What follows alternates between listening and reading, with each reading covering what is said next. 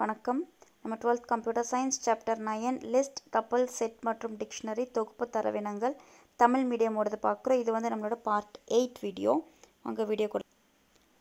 So இந்த வீடியோவில் நம்ம லிஸ்ட் சுருக்கம், அதாவது லிஸ்ட் காம்ப்ரிஹென்ஷன்ஸ் அப்படிங்கிறது என்னன்னு பார்க்கலாம். இது என்ன அப்படின்னா, லிஸ்ட் சுருக்கம் என்பது கொடுக்கப்பட்ட நிபந்தனைகளுக்கு உட்பட்டு உருவாக்கும் தொடர் மதிப்புகளை ஏற்கும் லிஸ்ட்டை உருவாக்கும் எளிய வழிமுறையாகும்னு கொடுத்துருக்காங்க. அதாவது ரேஞ்ச் ஆஃப் அப்படிங்கிற ஃபங்க்ஷன் வந்து நம்ம எதுக்கு யூஸ் பண்ணுறோம்? தொடர் மதிப்புகளை உருவாக்க யூஸ் பண்ணுறோம்.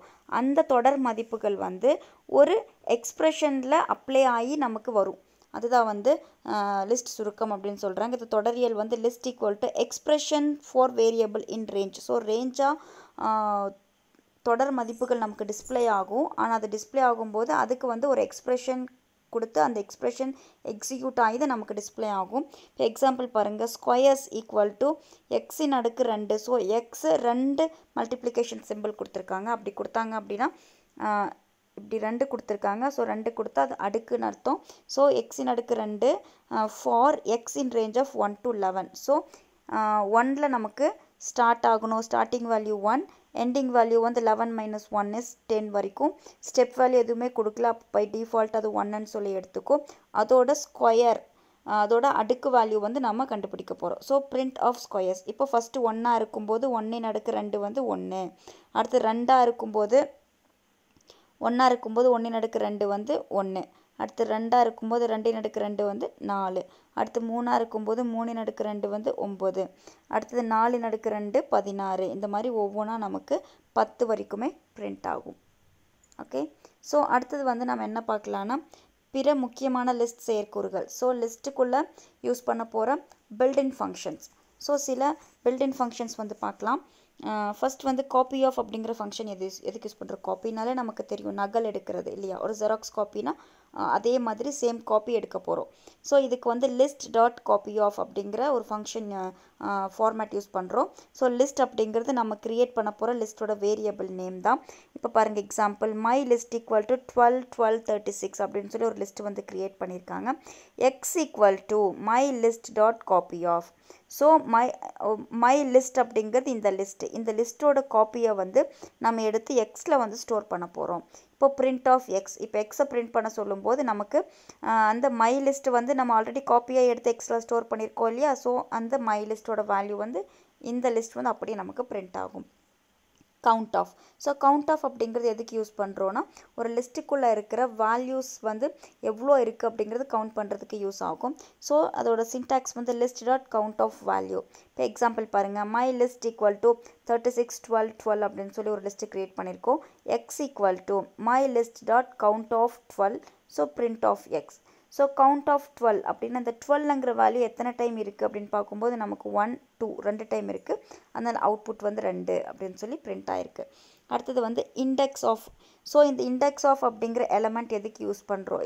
இண்டெக்ஸ் ஆஃப் அப்படிங்கிற ஃபங்க்ஷன் எதுக்கு யூஸ் பண்ணுறோம் அப்படின்னா, நம்ம கொடுக்க போகிற அந்த எலமெண்ட் வந்து எந்த இண்டெக்ஸில் ஸ்டோர் ஆகிருக்குன்னு சொல்லி நமக்கு ரிட்டர்ன் பண்ணும். இப்போ எக்ஸாம்பிள் பாருங்கள், மை லிஸ்ட் ஈக்குவல் டு 36 12 12.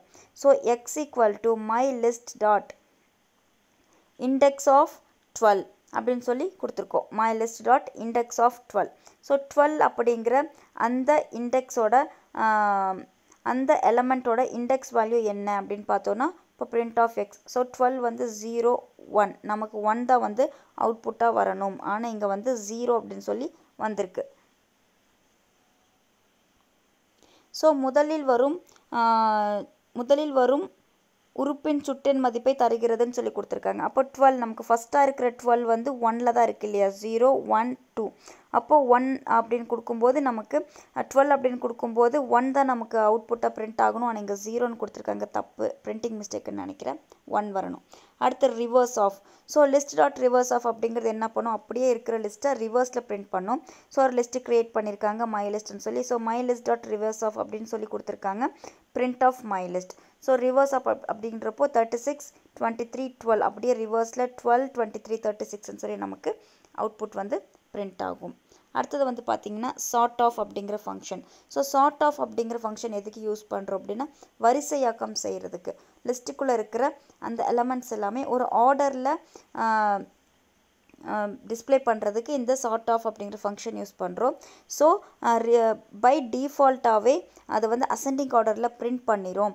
இல்லை எனக்கு டிசெண்டிங் ஆர்டரில் வேணும் அப்படின்னா reverse equal to true or falls அப்படின்னு சொல்லி கொடுக்கறது மூலிமா ரிவர்ஸ் ஈக்குவல் டு ட்ரூ அப்படின்னு கொடுத்தோன்னா நமக்கு வந்து டிசெண்டிங் ஆர்டரில் அது பிரிண்ட் பண்ணும். இப்போ எக்ஸாம்பிள் பாருங்கள்,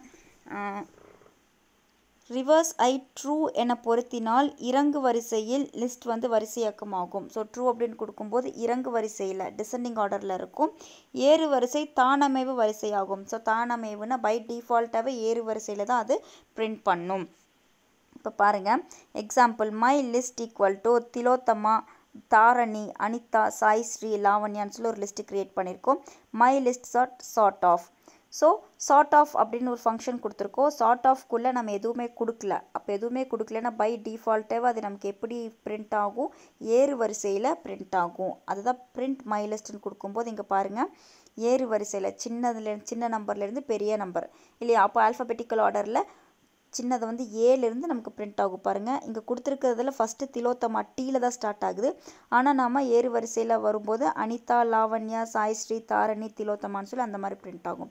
இதே நான் வந்து இறங்கு வரிசையில் பிரிண்ட் பண்ணணும் அப்படின்னா reverse equal to true or false வந்து நம்ம கொடுக்கணும். So my list dot sort of reverse equal to true அப்படின்னு கொடுத்துருக்கோம். ஸோ ரிவர்ஸ் வந்து ட்ரூ அப்படின்னு கொடுத்தோன்னா அது இறங்கு வரிசையில் நமக்கு பிரிண்ட் பண்ணோம். இப்போ பிரிண்ட் ஆஃப் மை லிஸ்ட் கொடுக்கும்போது பாருங்கள், இறங்கு வரிசையில் ஃபஸ்ட்டு திலோத்தமா, தாரணி, டி அடுத்தது எஸ், அடுத்தது எல், அடுத்தது ஏ அப்படின்னு சொல்லி நமக்கு பிரிண்ட் பண்ணும். ஓகே, ஸோ நெக்ஸ்ட் வந்து மேக்ஸ் ஆஃப் அப்படிங்கிறது என்னென்னா ஒரு லிஸ்ட்டுக்குள்ளே இருக்கிற மேக்ஸிமம் நம்பரை நமக்கு ரிட்டர்ன் பண்ணும். ஸோ மேக்ஸ் ஆஃப் லிஸ்ட்டுன்னு கொடுத்துருக்கோம். இப்போ எக்ஸாம்பிள் பாருங்கள், ஒரு லிஸ்ட் க்ரியேட் பண்ணியிருக்காங்க. So print of max of my list. So இந்த மை லிஸ்ட்டில் இருக்கிற மேக்ஸிமம் வேல்யூ வந்து என்ன இருக்குது, 98. அந்த 98 வந்து பிரிண்ட் ஆகிருக்கு. அதே மினிமம் ஆஃப்னா சேம் அதே பாருங்கள், மை லிஸ்ட்டில் இருக்கிற மினிமம் வேல்யூ வந்து என்ன 21 இல்லையா, அதனால் 21 பிரிண்ட் ஆகிருக்கு. சம் ஆஃப்னா லிஸ்ட்டுக்குள்ளே இருக்கிற எலமெண்ட்ஸ் எல்லாத்தையும் ஆட் பண்ணி நமக்கு பிரிண்ட் பண்ணும். ஸோ ஒரு லிஸ்ட்டு க்ரியேட் பண்ணியிருக்காங்க, print of sum of my list. So my list வந்து அப்படியே சம் பண்ண போகிறோம். ஸோ மை லிஸ்ட்டுங்கிறது இது. அப்போ சம் பண்ணும்போது எப்படி வரும், 21 + 76 + 98 + 23 நமக்கு 218 அப்படிங்கிற வேல்யூ வந்து நமக்கு கொடுக்கும். ஓகே, ஸோ லிஸ்ட் வந்து ஓவர் ஆயிடுச்சு. அடுத்து வந்து நம்ம டப்பிள்ஸ் பார்க்கலாம். அதுக்கு முன்னாடி லிஸ்ட் சம்மந்தமாக நிறைய ப்ரோக்ராம்ஸ் எல்லாம் கொடுத்துருக்காங்க. ஸோ நீங்கள் ஒன்ஸ் வந்து அந்த ப்ரோக்ராம்ஸை கோ த்ரூ பண்ணிங்கன்னா இன்னும் உங்களுக்கு லிஸ்ட் பற்றின ஒரு கிளியர் கட் ஐடியா வந்து உங்களுக்கு கிடச்சிரும். ஓகே, ஸோ டப்பிள்ஸ் வந்து நம்ம நெக்ஸ்ட் வீடியோவில் பார்க்கலாம். தேங்க்யூ.